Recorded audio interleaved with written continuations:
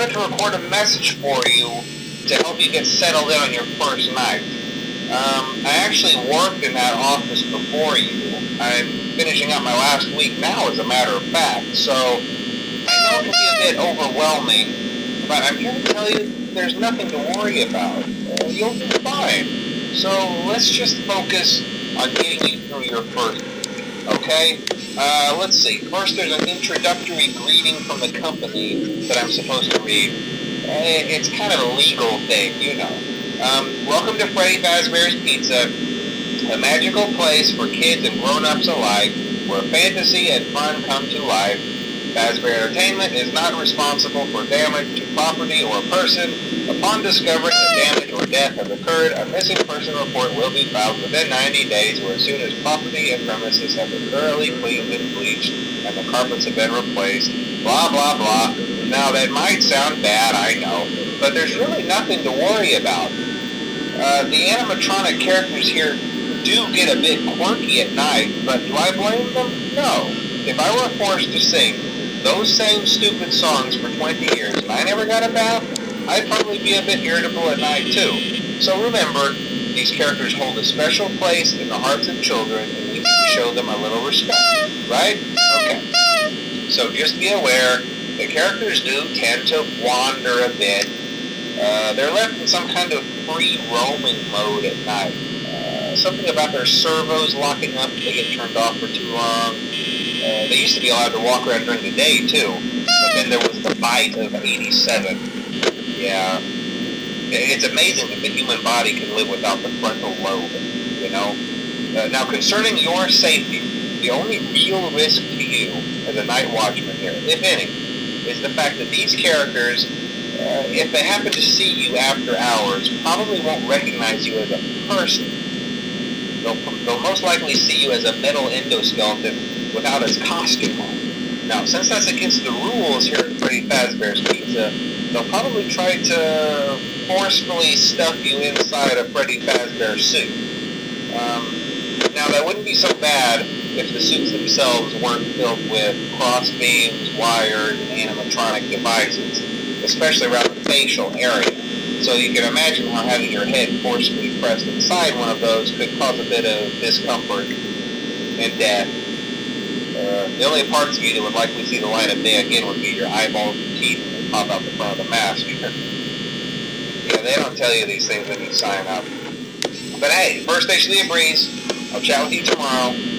Check those cameras and remember to close the doors only if absolutely necessary. Gotta conserve power. Alright, good night.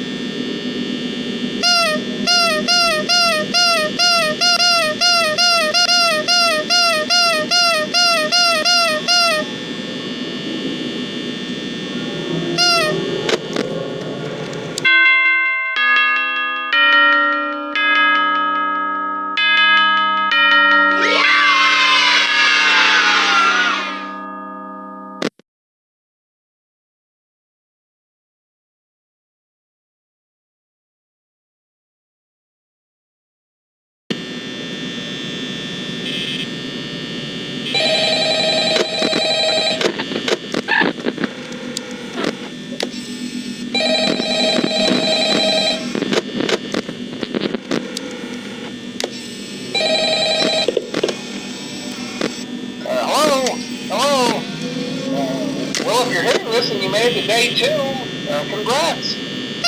I won't talk quite as long this time since Freddy and his friends tend to become more active as the week progresses. It might be a good idea to peek at those cameras while I talk, just to make sure everyone's in their proper place, you know. Interestingly enough, Freddy himself doesn't come off stage very often. I've heard he becomes a lot more active in the dark, though, so hey, I guess that's one more reason not to run out of power, right? I also want to emphasize the importance of using your door lights. There are blind spots in your camera views, and those blind spots happen to be right outside your doors. So if you can't find something or someone on your cameras, be sure to check the door lights. You might only have a few seconds to react.